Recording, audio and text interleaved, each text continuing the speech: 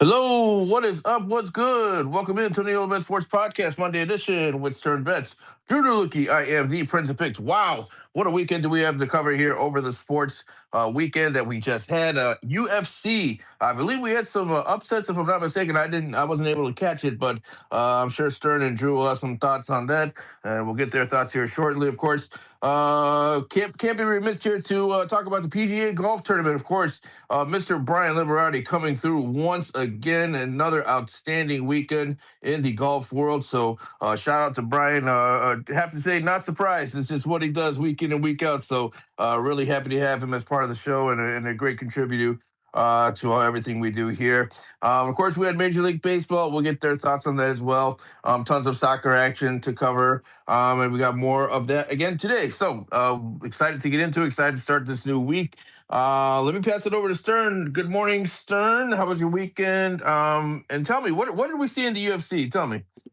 Good morning, Prince. Yeah, we had a fantastic night. Now, it wasn't particularly a long card, but the fights that we did have were really fantastic. We had Wells, the first fight of the night. He was a plus 700 underdog, gets the submission. Incredible. And we're just gonna, let me just go into actual plays. I went 8-5 overall. I went 2-1 on my UFC plays on the show, so that's nice. Unfortunately, Yankees didn't get it done, but if you were following my free picks yesterday, I had the Marlins money line, so it was a good weekend overall. And then my no run first inning plays are really starting to shape up. Yesterday I went 5-2, I believe. I would have to double check that, but overall we're kind of getting to the swing of things. Let's talk about Makachev, though, and I do wish that Drew was here so that we can discuss this. Maybe we'll circle around to it, but it really felt like Gary had the opportunity to win that fight, and I think the consensus is that he showed too much respect for Makachev. He was winning that fight from rounds 3 and 4, and Makachev knew that if he didn't get Gary on the floor, it was over for him. That win streak, over. But he does what he does best, which is intense grappling, right? And we knew that was going to be a problem for Gary. Now, I think the high level of grappling that Gary showed during those fights to not get submitted in the first and second round is the foundation blocks for the next superstar in the UFC. And I truly believe that. I think we saw so much from that young man. He's going to be really good for a very long time. I'm very excited to see how he comes out, most likely, hopefully, with a killer instinct next time out, because he could have won that one. Now, I wouldn't have been happy. I bet on Makachev, so the money line plus the over 2.5 rounds cashes, but I don't think I would make that fight. I don't think I would make that pick again if they fought again. And I kind of have a feeling that they're going to be having a rematch sometime in the next year or two. Did you have any thoughts on it? No, like I said, unfortunately, I wasn't able to watch it, so I didn't tune in at all. So no thoughts on it from my end. I am interested in hearing what Drew has to say. Hopefully, he jumps on here shortly. We haven't heard that he isn't, so we're expecting him to be on here any minute, and we'll get his thoughts on that for sure too. But to recap my plays, 1-2 over the weekend. We did hit on yet another ASEAN Cup play. We've been absolutely crushing that tournament. We had Singapore, Thailand, both teams to score that cash. But we missed out on our WAFCON final, which was Malawi and Cameroon. We had both teams to score in that one. Malawi, they failed to score for the first time in the entire tournament. So, unfortunately, we missed some opportunities for them to get a goal. We also missed on an MLS parlay, where two teams that were regularly scoring and conceding failed to hit the over 2.5 again for the first time in a really long time. So, a couple bad beats there. 1-2 to end the weekend. But we got a new week here, and we'll see if we can get started on the right foot. Yes, we do. Great week ahead. We have a Chicago versus Chicago matchup in baseball, which we're definitely going to talk about. But why don't we get into soccer first on the slate today?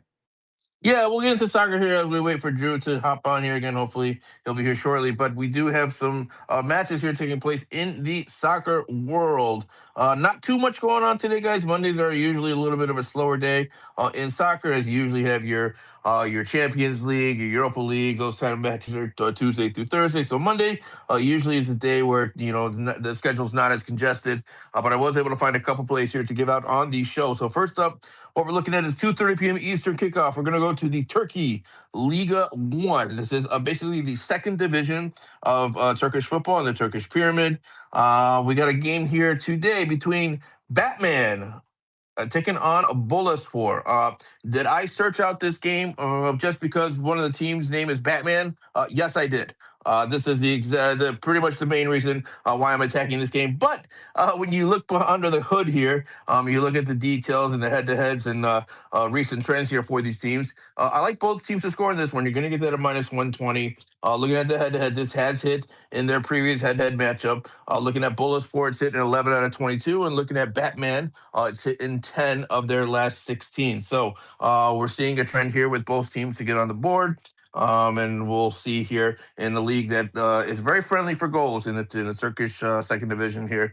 We'll see if we can get both teams to score in this one. Batman, Boluspor, BTTS minus 120. And then finally for me for today, the other game that I'm looking at is going to be in Portugal, Liga Portugal, the first division of Portuguese football. We've got a matchup today, 3 p.m. Eastern. Casa Pia going to be hosting the Giants Benfica. Look, the handicap right now in terms of the spread, they got Casa Pia at +2 right now. This is at minus 150. And when we're looking at the head-to-head, Benfica has only covered this once out of their 9 head-to-head matchups. So in 8 out of 9 head-to-head, Casapia +2 has either hit or pushed. So I'm going to ride the trends here. This is an early game in the season. Both teams still probably trying to find their footing. Can't really expect a big blowout in this one. Again, the trend suggests that it won't be, considering this has hit or pushed in 8 of the last 9 head-to-head between these two sides. So I'm going to ride the trends. Give me Casapia +2 on an Asian spread, and that comes in at minus 150. Most before I get into my futures play, because I do have a futures play here, I'm going to try to give a futures play every day of the week as we are winding down towards the start of the EPL, which will be this Friday, I believe. I think we have a game this Friday coming up in the English Premier League. So I'm going to try to give a futures play each and every day for the English Premier League as we wind down towards the start of that season. But before I get into that, Moshe, any thoughts for the 2 plays that I gave out? No, but I love that you found a play on a team named Batman. Yeah, I had to. I saw it. I said, "Oh yeah, I gotta find some information about this." So we'll see if it catches. I like to transfer that one as well. All right, let's get into our futures play then. Like I said, I do have a futures play for the English Premier League. Today's EPL futures play is going to be. I found this on DraftKings. It's under the futures market, of course, under the head-to-head market. So basically, they have a bunch of teams here. Basically, you're looking for one team to finish ahead of the other team in the table at the end of the season. So where I found value here, I'm going to take Aston Villa to finish ahead of Tottenham. You're going to get that at +110. So at the end of the season, we need Aston Villa to be in a better position in the standings than Tottenham. And we're looking at Tottenham. This is still the team that finished 17th last season. Yes, they've spent a lot of money this season. Yes, they've improved their team drastically in terms of how much money they've spent. But you're still talking about a team that still has those warts from last season. They have gotten rid of a lot of those, I would say, cancerous cells. Some of the problems that were on the team, they've shipped them off. But there's still the stench that is still there. And until I need to see it before I believe it with Tottenham, because one thing about Tottenham, people say this on a regular basis: Tottenham's going to Tottenham. What that means is they find ways to lose. They find ways to kind of bottle it when you least expect it. So I'm not fully a believer in the resurgence of Tottenham yet. If you're looking at Aston Villa, this is still a quality side. They did lose a couple of players in the offseason, but they've also bolstered their lineup with those 2 players being gone, Tielemans and Morgan Rogers. They have replaced them with some other quality players. So I'm not expecting too much of a drop-off from Aston Villa. You're talking about the Europa League champions from last season. Unai Emery, one of the most established coaches in world football. I think the stability of this team is still there. The spine is still there. And I expect this team to make a push for European competition. Most predictive markets have this team finishing anywhere between fifth and seventh, and they have Tottenham finishing between sixth and eighth. So if you go off the predictive markets, we're still finding a little bit of value here, getting Aston Villa at plus money when most of the markets have them finishing ahead of Tottenham when you're looking at the predictive markets. So everything being said here, I think there's value on getting Aston Villa to finish ahead of Tottenham in the English Premier League table. And again, you're going to get that plus 110. I absolutely love that. I have and show a lot of value on this play. Just looking at my rankings preseason, which to be fair is not necessarily verified. I'm still working through it, but I have Aston Villa 8th and I have Tottenham 12th, which is a significant drop off in terms of the level of talent and what we expect from these two teams this season. Yeah, like I said, I mean, I think getting Aston Villa plus money again. We're talking about a Tottenham team that is just known for bottling it, and it's still the same team that struggled to stay up in the English Premier League. That was basically a game away from being relegated into the second division. So, yes, they've spent a lot of money, but I need to see it before I believe it. So, yeah, I'll take the stability and the structure of Aston Villa, team that has shown consistency over the last several years. Yeah, 100% on board. Anything left on the soccer slate today? Any live looks before we get to Drew, how we did the weekend and a week ahead? Live looks. We do have the Saudi Arabia Kings Cup. It's actually going to be kicking off here at 12 p.m. Eastern, so about 15 minutes as we're doing the show live. So, one thing we know about the Saudi Arabian League, we see goals late. So, I would tune in sometime late in the second half. Usually, you want to play it over whatever the goal total is at that point. You usually want to play it over around the 85th minute.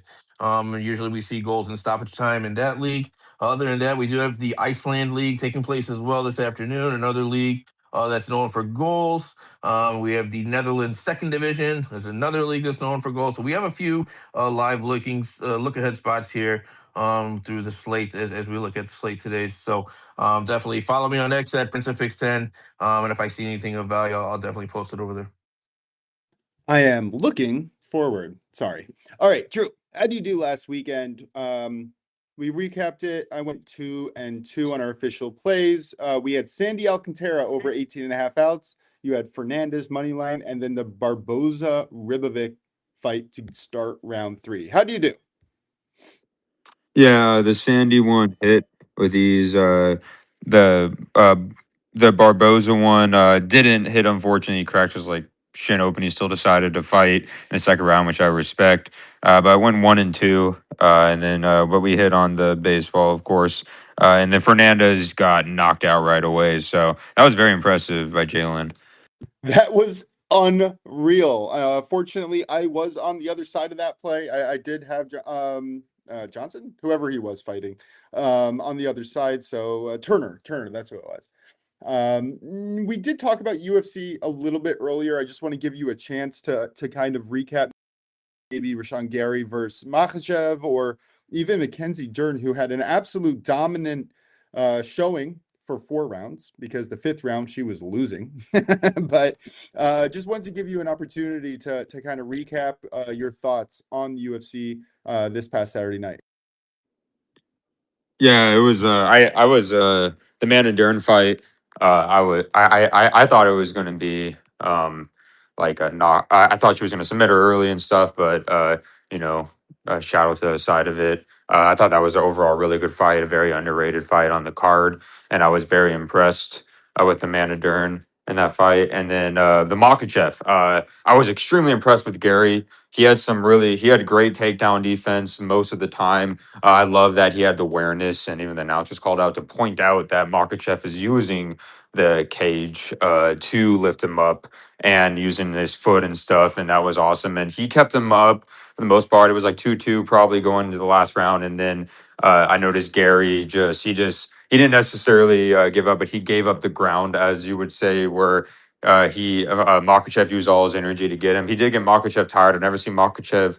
I don't think we've ever seen Makachev since the one loss he's had a long time ago get cut up in the face like that. Like usually you see Makachev face is pretty clean. But Gary got some good punches on him. You could see in the second and you see the third and fourth round, Makachev was tired. He was getting his energy, which I think is why Gary won those the third and fourth round. But then, of course, when it came to the final championship round, Makachev used his grappling skills to finish the fight. I was very impressed by the knockout in the Fernandez fight. That was amazing. But yeah, overall it was a great one. And then of course the Malik big upset. Like that's crazy because I think he was like minus 700 or something like that. So it was a great UFC 330 all around, and some fights you didn't expect to be great fights for. Yeah, 100%. And I also kind of said something similar to you, where it was a little disappointing from Gary at the end, where he should. And I think I heard this from, maybe it was Joe Rogan or one of the other announcers, but they were like, just spam the high kick. Come on, Gary. Like, you had him on the ropes in that third and fourth round. Like, you could have just kept it going. Makhachev did not have a defense He for could the have won high that. kick. He very much could have. And I think we saw Dana White say after, it is disappointing to see a fighter with no killer instinct coming out into the fifth round when you have a real chance to beat someone who many consider the GOAT. But we did see some concerning defense from Makhachev and a successful path forward to beating him in the future. It's going to be extremely interesting to see who he gets matched up to in the next fight. Maybe Prates, which would be unbelievable to see if he could handle the physicality of even a bigger man. But yeah, anyway, let's get forward to baseball today. Are you ready with your play? If not, I'm just going to go ahead with my Philly play because Philly No, is going to win today. yeah, I'm ready. 1 second. I All think right. I have to sneeze. No, okay, I don't have to sneeze. Sorry, it went away. But I love when that happens. But I'm gonna back. I'm back a guy that we backed last time. He only got 5.2 innings pitched. Let's go with Framber Valdez over 17 and a half outs on Fanatics. You can actually get him for minus 130 or DK minus 139. Elsewhere's are pretty high, so I'm gonna do on Fanatics for minus 130. This is a guy who he's come to his own since Google left. Of course, I think he had multiple 7 inning pitch games. Last game was 5.2, which is a little, disappointing. That I still don't understand. I know we said like that he took him out, but I don't think they'll do it this time around. He's facing the Pirates, where he's had a lot of success in. It's also a very hitter friendly ballpark. I mean, a very pitcher friendly ballpark, and Pirates team that can produce some offense. But his last 3 starts against the Pirates, and I think this means something. Even though I know there's overall like different teams, but his last 3 starts, he's at least pitched 6 innings or more against them, and he's 2 of them were 7 innings pitched. He has a high ground ball rate, ball rate kind of pitcher, and then of course you look at the Pirates side of things. Their offense can be off and on. I know we saw them against the Red Sox. They had multiple games of A+ runs scored. They're like four. I think 4 of the last 5 games they've had 8 or more runs scored, but. I wouldn't count out Framber being able to control this Pirates offense, especially the way he pitches and the success he's had against these teams as well. I'm pretty sure the batting average as well when he faces these players is pretty low too. So I would bank on Framber to go 6 innings, and then I would say the last thing. I kind of want to mention is the Tigers bullpen is absolutely fried. They're coming off a series against the White Sox where they're giving up 20 runs in 3 games. And if you just look at the game yesterday in general, the Tigers had to use 3 of their relievers. And then the game before that, they had to use even more. They didn't get any day off. So this Tigers team needs Framber to go 6 innings. Yes, they do. Yes, they do. I think that's a really sharp point. I played this very similarly. I think what correlates well to what you just said. I have the Tigers first 5 money line. I took that minus 122 last night on FanDuel. That is in a premium play of mine today. But I also took the Pirates team total over 3.5 at minus 120 something. So I definitely see Framber Valdez pitching dominantly through the first half of this game. Probably goes into the 6th or 7th. As like you said, the Tigers bullpen is really not in good shape today. but I also kind of like the Pirates to come from behind offense. So I'm hedging against myself, but I think that that's a really sharp look, and definitely playing the over 17.5 at -139 despite the juice. All right.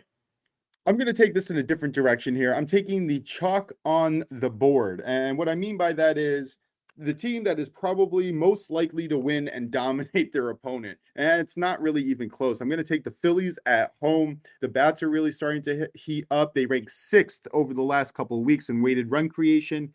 Miami has fallen to 18th in said same category. Philly is facing Jansen Junk, whose stuff seems all right, but he has yet to put it together in any meaningful way. He also pitches significantly worse on the road with a 5.35 ERA on the road today across the season. When you're looking at his underlying metrics, they're not overly impressive. 17.2% strikeout rate. Sure, the barrel rate is decent at 7.1%, but the 40.5% hard hit rate is going up against the Phillies' strength. Phillies hit the ball hard. They are ranked 10th this season in hard hit rate percentage, and that includes a very, very cold beginning of the season. Despite Junk going 6 innings last time out, I think this could be another short game. I do not see him going very long in this one. And on the Philly side, we get Christopher Sanchez, who holds a home ERA of 141 with pretty solid underlying metrics to boot. Control is there, 28% strikeout rate, less than a 5.5% walk rate. And despite some earlier troubles, the barrel rate and hard hit rate have come down to at least league average. The hard hit rate's a little bit higher, but it's coming down consistently over the last few weeks.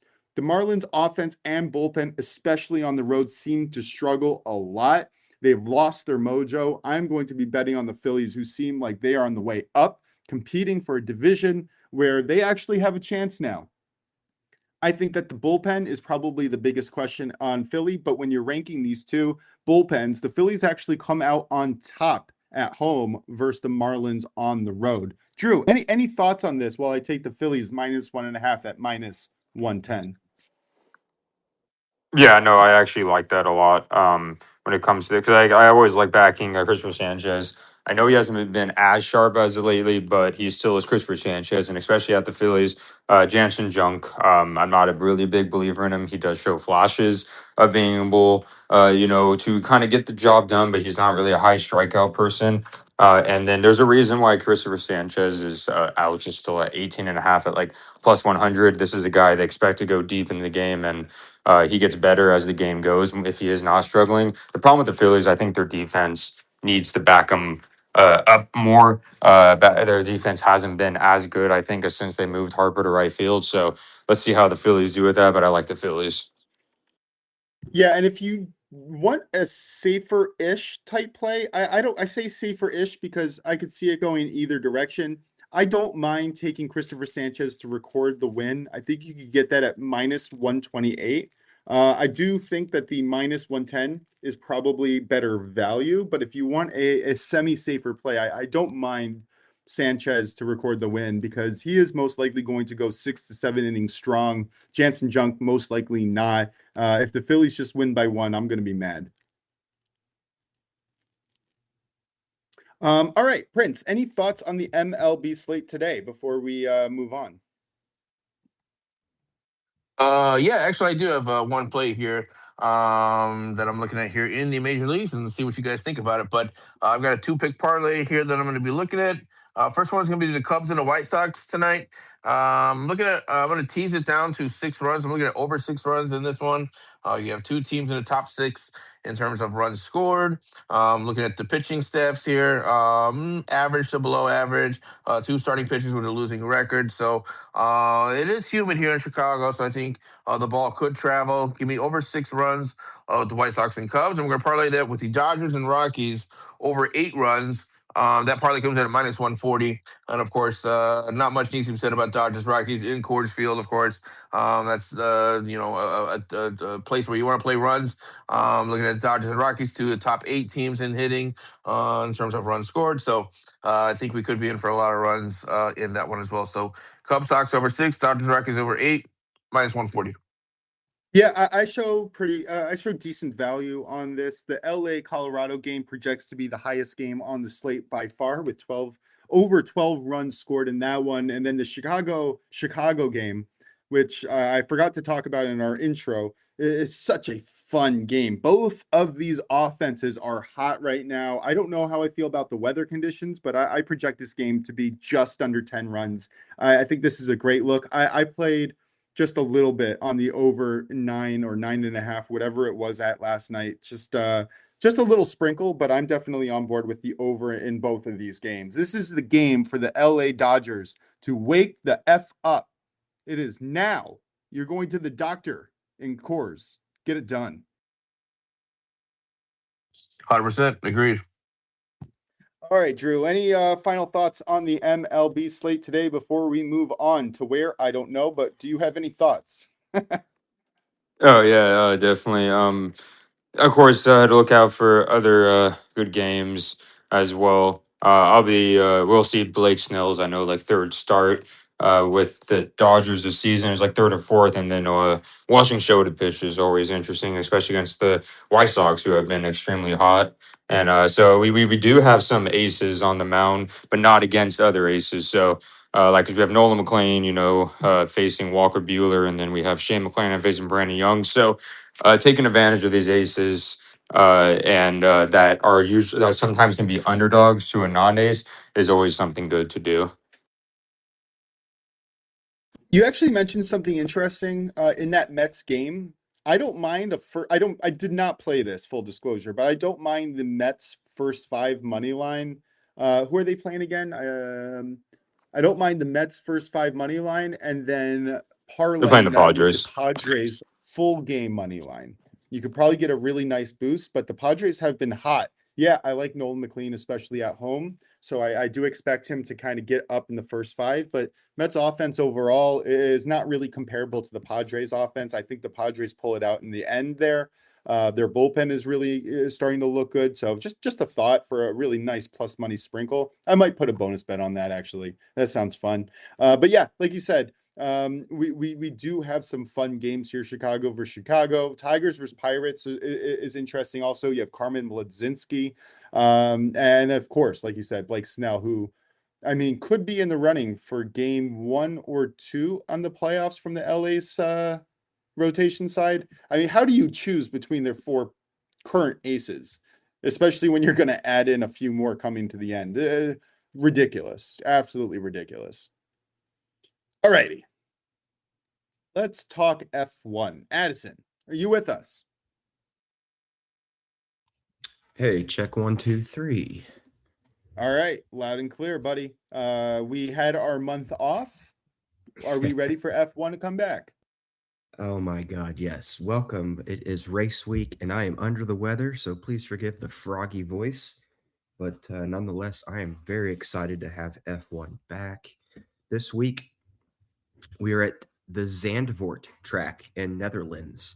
This is the Dutch GP. It is the Max Verstappen home Grand Prix, so there's a lot of hype going on around him. The lines are slowly coming out today. Some dropped yesterday. And of course, I've already hopped on a few that we've been betting consistently. As the lines continue to roll out and I see markets, I'll see if I can hop back on the shows during the week and keep everybody updated. But first play, we are looking at the sprint shootout, which is the sprint qualifying. This is a sprint weekend.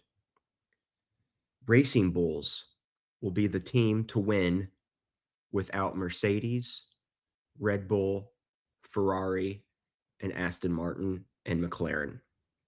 So we just need them to outpace Cadillac, Haas, Williams. Who else is it? Alpine. That market is plus 130 at DK, and that has hit in 6 straight qualifying sessions. So sign me up. This is the first week back after a long break, so things can get a little crazy. Not knowing, what upgrades people are going to bring, what they've been doing in the break as far as tooling their cars. But because this is a sprint weekend, I think that this is a good bet because drivers are only going to have one practice session before the sprint shootout. So I think a lot of form that was going on before the break is going to carry over. And because this is cashed 6 times in a row, I think I've been on it maybe 4 of those times. I'm playing with house money. So give me the Racing Bulls. Winning team without is the market, plus 130 on DK. Absolutely love that look. I mean, that seems really sharp. And also, by the way, I know you sent these plays to us on, I believe, Friday, but if you can resend them to me with the book that you placed it at, I'd appreciate it. And I'll put it on our recap screen as well, because I think everybody should be in on this one. Looking at my projections, I really do think that this is an extremely sharp play. I cannot believe that you're getting the without market with those many teams not in it. Yeah, and the Racing Bulls have really been the team of form lately. Alpine's really dropped behind now. Audi, who I think I forgot to mention, has actually been really hot lately, and I think Audi is possibly the biggest threat in this market. They're plus 200. So if you're feeling a little bit shy and you want to bet Audi and Racing Bulls, I think you have a really good chance of locking in some profit there. I do have one more play if you guys got another minute.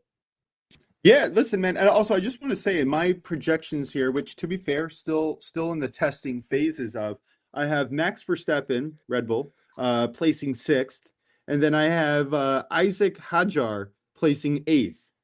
The next closest team, which would be the competitor for trying to ruin this bet, would be I'm not even going to say this. All right, you know what? Nope. Nico Hulkenberg. Yep.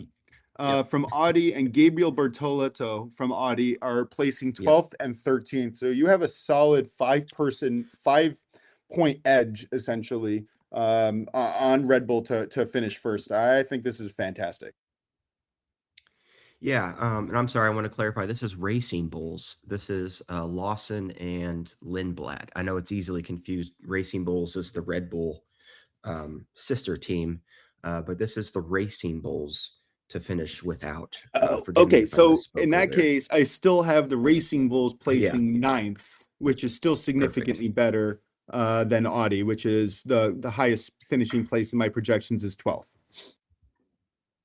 Yeah, absolutely. I think it's a great play. As soon as I saw that, I went ahead and bet it. And not all books have their lines out, so if I see a better price somewhere else, I'll probably drop another quarter unit on it or something like that, just because I feel so good about it. But I think plus 130 is a pretty good price. Another play that popped out this morning over at our friends at Bet365, the do to not classify market. Again, this is for a driver to not finish 90% of the laps in a race. And before we went on break, I think I had kind of mentioned that I may be looking to pick on Cadillac. Aston Martin was my punching bag of choice, but now that they've got some upgrades, they're actually possibly bringing a new power unit this week. I think that Cadillac is susceptible to mechanical failure like they have been, and maybe even they hit a wall or tangle up or something like that. And I think we're getting a really good price for these drivers. So Cadillac drivers are Sergio Perez and Valtteri Bottas. You can bet those individually to not classify for plus 225. The only other book that has this market out is DraftKings, and they have those drivers priced at plus 125. Now, Zandvoort is a smaller track. It's not known for having a high rate of DNFs or not classified. But again, I think we're dealing with mechanical issues here with Cadillac that they just can't seem to get out of their own way. So, just one of those to hit, and we're in the money. And in the last, sorry, let me pull up my stats here. In the last 5 races, at least one Cadillac has not classified. And in the last race before the break, in Budapest, both of them did not classify. So, retroactively adding that price to the last race, you're hitting 2 plus 225s. So I think again, that's that's fantastic. That's a great look. Cadillac drivers, Sergio Perez, Valtteri Bottas, bet each of those straight to not classify plus 225 at bet 365. If you want to do the team to not have any classified drivers, I believe that's plus 550. So I did sprinkle a little bit on that, but I really like just betting those individual drivers to not classify and thinking we'll hit one, and if we hit both, yay. Phenomenal insights. Where else are you going to get this type of insight on F1 racing? Thank you, Addison. I appreciate it. Any final thoughts? And of course, please feel free to come on at any time. We would love to hear your opinions, your thoughts, your best bets, especially later in the week as we get closer to it. And also, definitely send me all these plays so I can get them in personally and on our show. But any last thoughts before we move on F1 this weekend? Yeah, some things I think I'm going to be looking at as the week moves on are the winning margin markets again, which we kind of toyed with a little bit the last 3 or 4 or 5 races before the summer break. I'm looking to possibly hop back in on those if the price is right. Again, I think the books kind of caught on and adjusted, but I'll be keeping an eye on that. For those with who like to have value with their bets, currently, Lewis Hamilton to finish in the top 3. Sometimes that's also called a podium finish because the top 3 racers go to a podium and get a trophy. At DraftKings is minus 110. I've seen it hit other books upwards of minus 200. So I think DraftKings has got a discount there. I'm not betting it right now because there's just so much that can happen between now and race day. To lay juice for a podium finisher, even at that great price, I think I'm going to hold off a little bit. But I wouldn't blame anybody for going and just throwing a half unit or something on that now for Hamilton to be in the top 3 at DraftKings minus 110. I show no real value. I show fair value on Hamilton to make the podium 52% of the time, which is not bad. And I do have him placing 3rd overall. So definitely on board with that. Not extreme value, but a definitely fair value, which sometimes in the betting world is extreme value as the lines move to try to de-incentivize you from beating them. Yeah, Prince, what do you got? Yeah, I just have one question for you, Addison. As someone who's, I wouldn't even consider myself a novice in F1. I'm really non-existent in the sport. But one thing I do know, or I did hear anyways, I would say maybe I don't know, maybe it was a few years ago. Max Verstappen, he seemed to be like on top of the F1 world, and I remember sitting in betting markets. He was always like a heavy, heavy, heavy favorite in virtually every race. And I remember, I had a friend who was really into F1, and was always talking about take Max Verstappen every race. It seemed like he was in a league of his own compared to every other racer. One, is my memory serving me correct? Is that true? And if that is true, how do, and I guess this is a generalized question, and if you don't have an answer, it's okay because I'm kind of putting you on the spot. But how do racers drop from a level of being a consensus heavy favorite to now? I mean, we're talking about him finishing 6th. Not necessarily the same type of favorite that he used to be. How does that happen in F1 Formula One racing? Hey, that's a great question, Prince. I'll try to keep it as brief as possible, but basically, teams figure stuff out, and it's a copycat league. And sometimes it takes a while for other teams to catch up. You've also got the variability of driver skill, and Max is one of the greatest drivers of all time. And yes, you are correct. Max Verstappen had a few years there where he was dominating every session, every race, and if you wanted to pick Max Verstappen to win, you were laying sometimes $3 of juice, something just absolutely absurd for the volatility of something like racing. But more times than not, he was cashing it just because he's that good and his car was that consistent. Drivers in the past who have kind of also hit this window, Lewis Hamilton, that was kind of the guy before Max Verstappen. He was winning all the time. Schumacher had his moment. Um, and drivers before them, it seems to be like once a team figures out how to best put their driver in a car, tool their car, they just become dominant. This year, it's kind of been Kimi Antonelli. However, because this is the first year of new regulations and new cars, there's been more volatility. So you're not having to lay uh, juice really at all for a race winner. In fact, I think you can get Kimi Antonelli right now to win the race at plus 200. So yeah, you're right, Prince. It just kind of happens to go that way. It's kind of like, I don't know, if I wanted to, you know, put apples to oranges, kind of like the Patriots, I guess. You just kind of get that dominant team that's just kind of annoying. They always win. And yeah, unfortunately, that happens sometimes in F1. But uh, because there are 20 other car or 19 other cars, or in this case, this year, 21 other cars on the track, there's plenty of action and things to root for. Other than the guy who's just taken off and into the distance and you never see him again.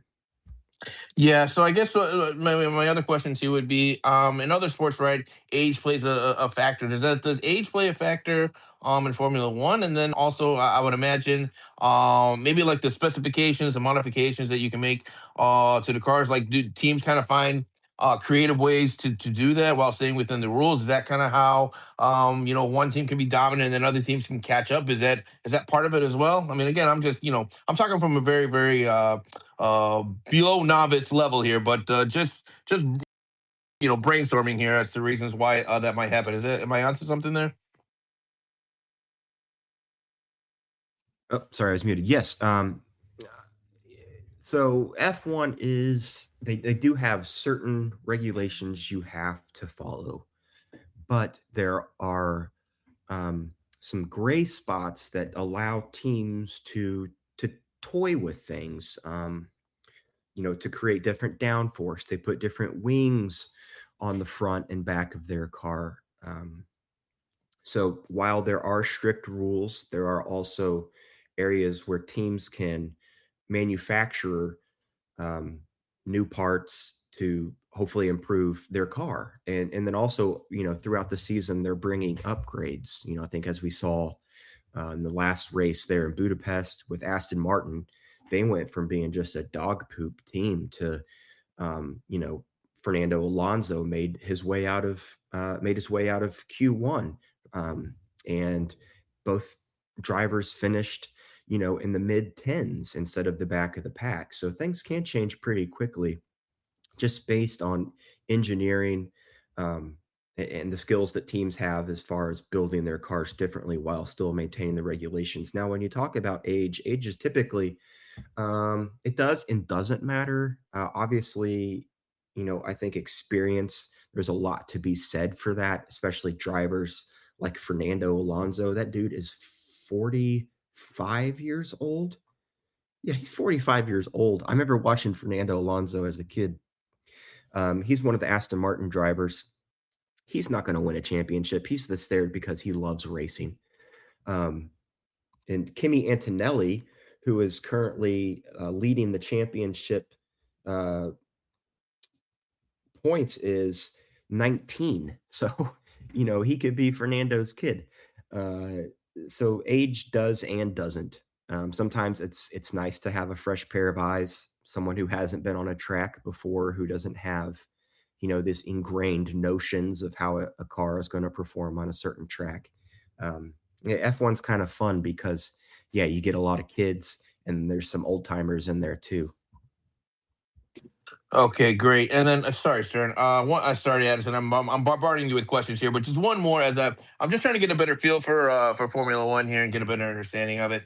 What makes the differences between the different makes of cars in terms of how competitive they are? Right, you got Aston Martin, Ferrari, the other manufacturers as well. Is it just the engineering, or is it the access to high end parts? Like, what exactly goes into why certain teams struggle more than others when you're talking about racing teams? Yeah, it's engineering skill and also money. And also, I think sort of the biggest thing is who is supplying your power unit. There's Mercedes, Ferrari, Honda. Um, and I believe Ford is going to be coming out with one soon. So, kind of depends on what power unit you have in your car is I think is sort of the biggest difference. Okay, perfect. Sounds good. All right. Thank you so much for all those. I know I put you on the spot. Those great answers, great information. As I'm trying to learn more about Formula One, and I always pick Brian's brain about PGA as well. So appreciate all the information there. Sir, I'll pass it over to you. Listen, anytime you have questions like that that help all of us further understand how a new type of sport, not that F1's new, but to us, it might be a little bit new, especially some of our listeners. I mean, these are the greatest questions for us to start to understand how this really works under the hood. So I appreciate it. And Edison, thank you for staying on and answering all these questions. Correct me if I'm wrong, though. I'm also a novice at F1 and racing in general, but the high level the advantage of youth is also in their ability to keep and maintain focus. And don't you need like really quick reflexes to be able to handle all the stuff that gets thrown at you last minute during the race? Let's say gravel or wheels or any of the number 1,000 things that can go wrong or right on the race in the car itself. I mean, that's got to account for something, right? Man, I tell you what, I think these guys, maybe not, you're not going to put them on a soccer field and be blown away by their athleticism, their ability to leap or run fast. But the way these guys put their bodies into shape to handle the G forces, to be able to handle the quick reflexes, I think they're some of the greatest, I guess you could use the term athletes, performers in the world. And, F1 is the upper echelon of motor racing. So, yeah, these guys are insane. If you look at, find a picture of their steering wheels and just look at all the buttons, all the different modes that they have to go through. And by the way, they're doing this while they're also, going 190 miles per hour around tight corners in straightaways. So, uh, yeah, these guys are insane, and I think they do all this. They do all those like quick reaction tests and games that you sometimes see people play where you like drop a ball or a dart and you have to like reach out and catch it. And yeah, these guys are pretty cool to watch do those things. I think race car drivers are the most underrated athletes in the world. I really do. F1, Formula One, NASCAR. I think all their athleticism, like you said, to be able to withstand all that G force is it's something else. It really is.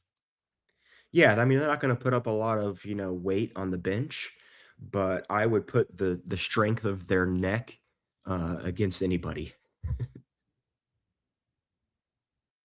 Well, speaking of the strength of their neck, I believe that they specifically train their neck to be able to fight the extreme G force that the car goes through, kind of like you just mentioned. I believe that their neck strength is 5 or 6 times the normal strength of any regular human. It's wild. If you ever get a chance to watch some of those workouts that they do, you're like, what in the world are they doing? But all they're doing is trying to increase their neck strength so they can maintain clear vision for the whole race, right? Yeah, it's basically so they can withstand the G forces and keep their head up. You know, I think the endurance of racing an F1 car is something to behold, to be able to go around the same track that many times and not just physically, but also mentally. I think there's a mental challenge here, because the reaction times are very, very, very, very small, and it can take one little twitch of the wheel, one little understeer, someone in front of you does something stupid, uh, and there's your race. And even unfortunately, with motor racing, we see loss of life as well. So yeah, that there's something to behold for sure.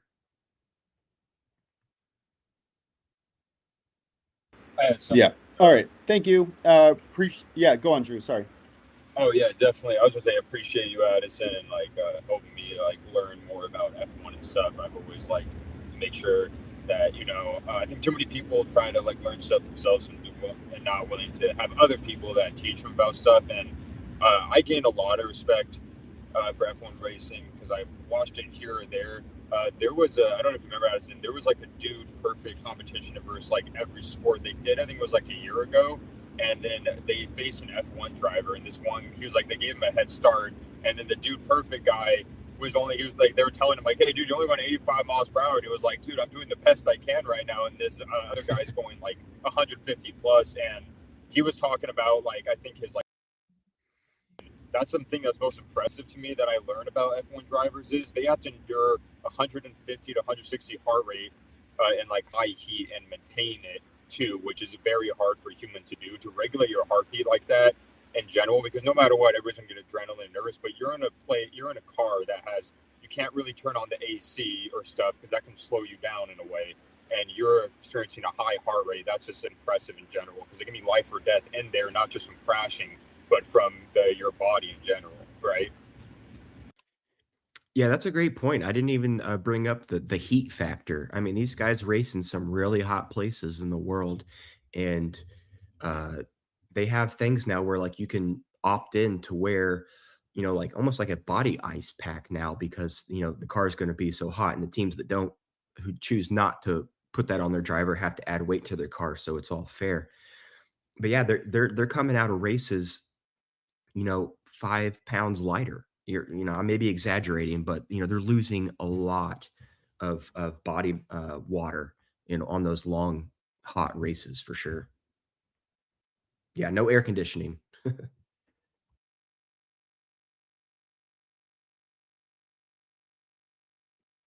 All right, sir might be still muted, or he might have had to step away. But okay, great. Yeah, great information, Edison. Thank you so much for Oh, sorry, just all. one more quick Yeah, thing, of course, Prince. sure. And Drew, I appreciate that, and I'm not sure if you're in the Discord that we're all in, Drew. If you are, please at me so I can always tag you with my plays. But I am not. I watch a lot of F1. I bet F1, but I am not an F1 historian by any means. I try to take in as much knowledge as possible. So don't always take everything I say or for as the word of law. I may make mistakes when I say things as everybody does or misspeak about something. So just an FYI on that. I am Hey, we human. we all make mistakes. I don't think any one of us would necessarily consider ourselves an expert necessarily on Yeah, no one is. it. Yeah, I'm gonna say this real quick. No one is ever. If anybody ever says they're 100% expert or historian, that is not actually true. No one knows everything, so you're as close to a one as possible. I love college basketball, but nowhere am I an absolute. Know everything with that. And everyone makes mistakes, so that's how I see it. If people say they know everything about the history of a sport, then they're probably not necessarily telling the truth. So we're experts the best we can be. 100% ditto. Couldn't have said it better, Drew. But yeah, in any case, though, always Addison, we appreciate everything that you have to offer. And win, lose, or draw, the information always solid. So definitely greatly appreciate it. All right, Stern is still away. So Drew, let's go ahead and get into the. Unless Stern is back, I saw him unmute himself. Stern, are you back? Sorry. These hour-long shows when I'm running from meeting to meetings gets strenuous on the bladder. But yeah, sorry. Go on, Prince. You can take it away. All right, yeah, I'm with you here in a few minutes. So it'll be my turn. No, but yeah, let's go ahead and get into the question of the day. I don't think we have any more sports to cover, as we are kind of in the dog days of the sports world. That's going to be changing here pretty soon. Of course, we got, like I said, the big league coming back in soccer. We got college football starting soon. Then pretty soon here, we'll be having to reduce our plays somehow because we're gonna have college football, NFL, Less than NBA, 2 college weeks. basketball. NHL. I mean, we're talking about within the next couple of months, we're gonna have 5 additional sports here with NFL, college football, college basketball, NBA, NHL that we'll have to cover. Of course, we'll be in the Major League Baseball playoffs at that time as well. So we're really getting into it here, closer and closer to where we're really going to have to find a way to condense all of our plays. But right now, we're able to talk about things a little bit more. So I hope you guys enjoy it. But yeah, let's go ahead and get into the question of the day. I do have a question here that I'll ask you guys. What is your favorite season of the year? Spring, summer, winter, fall. Stern, I'll go to you first. This is an interesting one, and I think it's actually actively changing. It used to be summer. Love the summer. Recently, it's gotten a little bit too warm for me. Hold Maybe on. it's because Can my I wife. ask? Can I? I'm so sorry, sir. Can I? I think if I'd asked you this like maybe like in March or April, you would have said summer. I think once you're like at the end of summer, you're like, oh no, I'm over summer. Right? Am I wrong about that? Well, I lived many, many years coming from Milwaukee, which is extremely cold, and I went to Florida, which is extremely warm, and I loved the warmth. I loved it.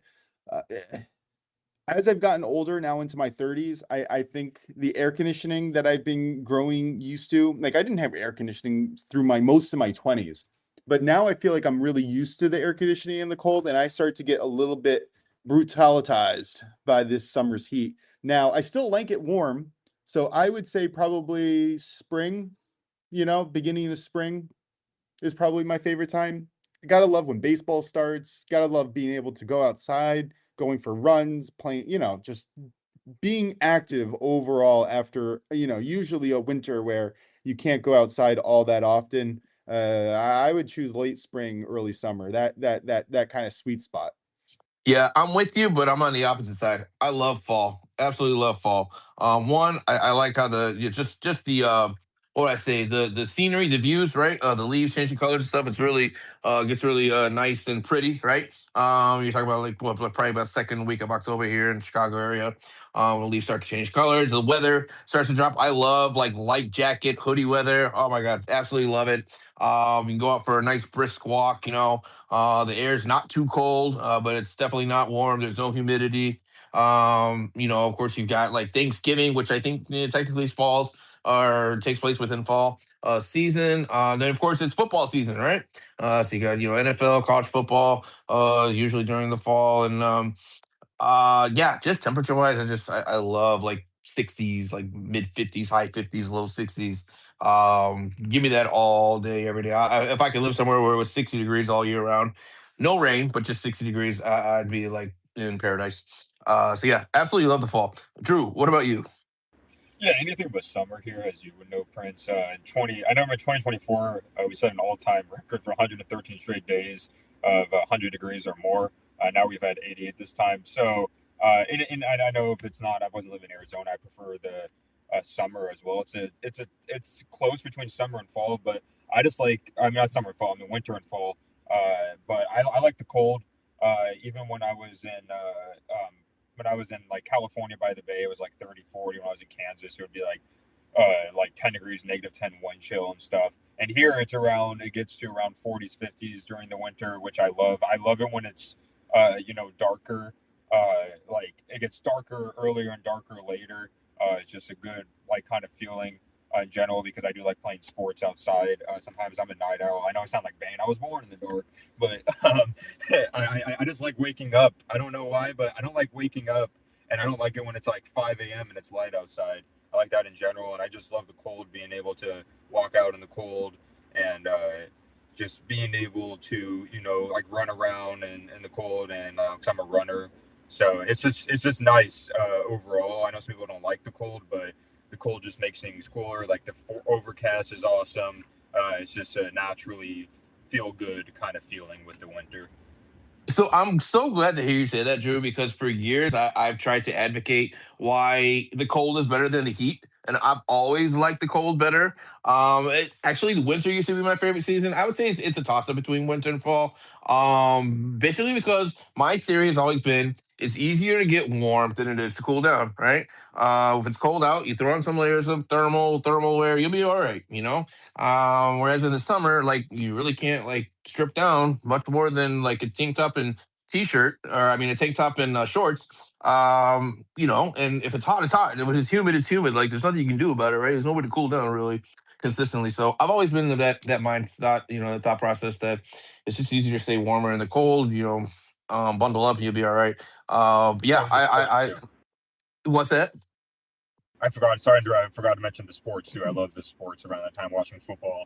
Yeah. like in my house when it's overcast and stuff like that. It's just a Yeah. good feeling. 100%. No, I'm right with you, dude. I love it as well. I'm in lockstep with you. I'm so glad to hear you say that because for years I've been called crazy. Like, oh my god, how can you like the cold better than the heat? I don't know. But I've always liked that.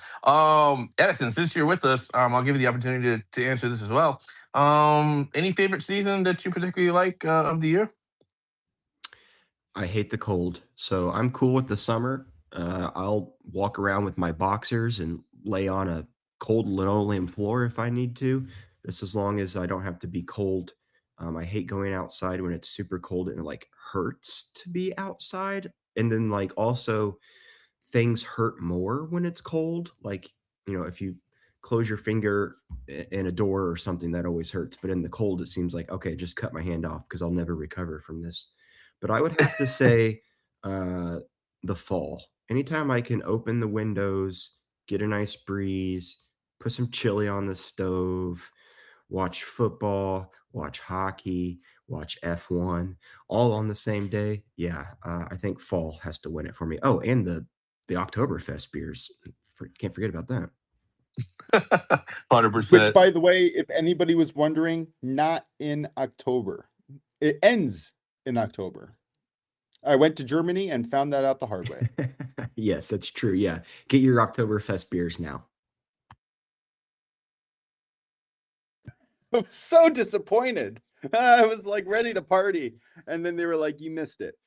Yeah, that was crazy. I was like a week late. All right, let's get to our recap screen. Edison, why don't you lead us off with your plays, and also thank you for sending those plays out. I now have them on the recap screen. I just played them myself. Very excited. Looking forward to this race. What do you got? Recap them for us, please. Yeah, so we're back from the summer break. We're going to the Netherlands, the Dutch Grand Prix, the Zandvoort track. Did I mention this? This is the last time that they're going to be racing this track for F1. Just because the track is just not holding up over time. It's not government subsidized. So this will be the last race we have there. So enjoy it. Right now, I have locked and loaded the sprint shootout. Sometimes people call it sprint qualifying. The winning car without market. Sometimes also winning team without, winner without. But we're going Racing Bulls plus 130. Looking towards the race on Sunday, not to be classified, Bottas and Perez, both plus 225. Absolutely love it. And if you want to sprinkle on both the whole team, it's what, plus 560 something? Yeah, I think it's plus 550.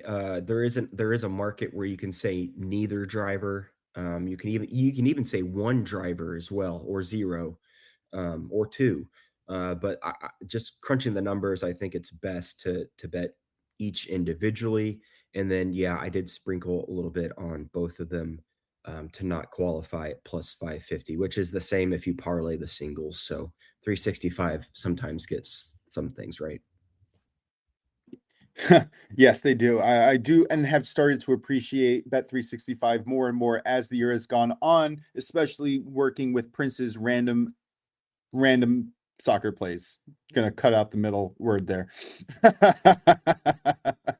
All right, Drew, why don't you give us your recap for the day? Yeah, I have Framber Valdez over 17.5 outs at minus 130. Absolutely love it. I'm going to be on the Phillies minus 1.5 at minus 110. Prince, close us out, brother. All right, guys. Looking at the Turkish League One. Give me Batman. Oh, Yes. wait. Yes.